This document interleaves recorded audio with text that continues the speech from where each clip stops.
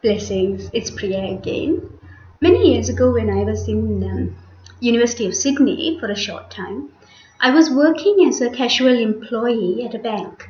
We had to go through a induction and training courses, and there we had this trainer for part of the time who was visually impaired, and he was trying to teach us how to give proper customer service to someone who is visually impaired and what their needs are so that we could properly help them according to what their needs are, not to what our convenience is. And it meant going out of the way quite a bit. So during this time of training with him, he cracked a joke, and maybe me, I was at the back though, I just burst out laughing. And he was like, I mean, there were others who laughed as well. It wasn't just me, but I burst out laughing. And suddenly he's like, who's that at the back who's laughing? Who's got that love? Who was laughing at the back? And I was like, oh gosh, now what have I done? And he's like, now can you come forward? I was like, just so scared. And I went forward. And he started telling us that was encouraging for him, actually, because being visually impaired, he wasn't able to judge the silence of the participants. He couldn't see how they were reacting or responding to his message. And apparently that laughter of mine was sincere, and he said he could judge a person based on these kind of things, and that he found that very encouraging for him.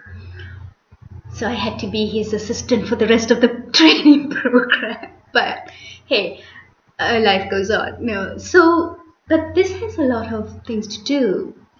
Learn from this. Is that often we try to help and love one another in the way that we think.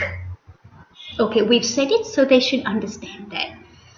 And likewise, I know with my blogs as well, even these videos and my articles, I may be saying it in one way, in one tone, but the recipient may be perceiving it in another, depending on their situation and their frame of mind, and even their filters of life experiences.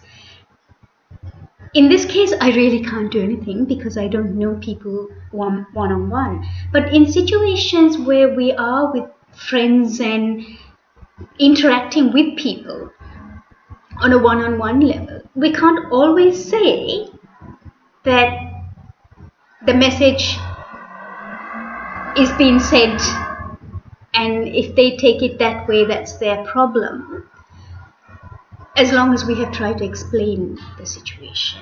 Now, there is impressions. Now, for example, Alan Pease quoting, 60 to 80% of an initial opinion of a new person is made in less than 4 minutes of meeting them. So there's more to words and language.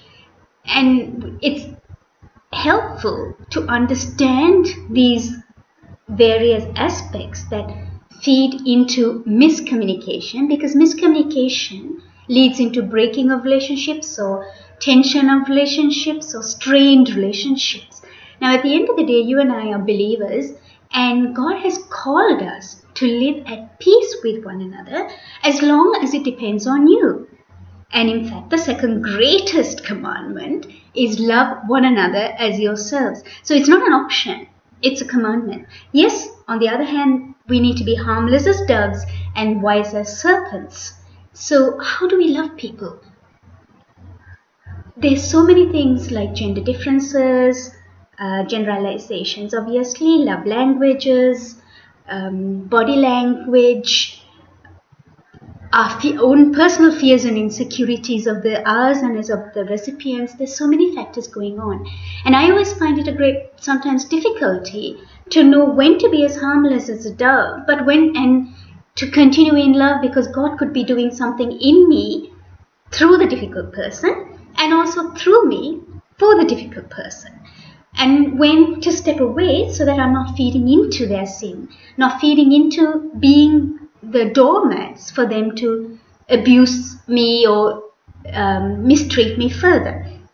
And this is where we need to ask God for discernment, because being better lovers, as in lovers of people, the filial love, for their welfare, for each one's good, agape love, it's important to have some understanding. So in the future upcoming videos, I'm hoping to touch more on these various aspects, remembering its generalization, but to help us to judge, be less judgmental, and to be able to reach out in according to their needs and according to what God's perfect plan is.